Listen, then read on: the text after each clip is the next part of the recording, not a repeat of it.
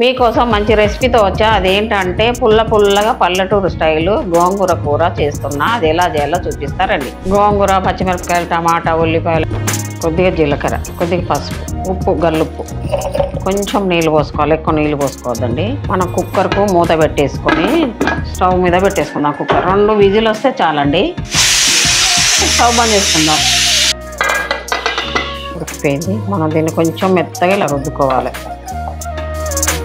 కొద్దిగా నూనె పోసుకుందామండి. తాలింపుకి తాలింపు గింజలండి, జీలకర్ర, ఆవాలు, మెంతులు, వెల్లిపాయలండి కచ్చపిచ్చ దంచి ఇందులో వేసేసుకోవాలి. అలాగే 2 మిరపకాయలు, ఎండి మిరపకాయలు, కొద్దిగా కరివేపాకండి, కొంచెం ఇంగువ. ఈ గోంగూర కూరను ఈ తాలింపులో వేసేసుకోవాలండి. ఇంతేనండి, పుల్లగా గోంగూర కూర రెడీ అయిపోయింది. వేడి అన్నంకు చాలా బాగుంటుంది. చపాతీ కూడా సూపర్ టేస్ట్ ఉంటుందండి. మీరు కూడా చేసుకొని టేస్ట్ చేసి ఎలా ఉందో కామెంట్ బాక్స్లో తెలపండి.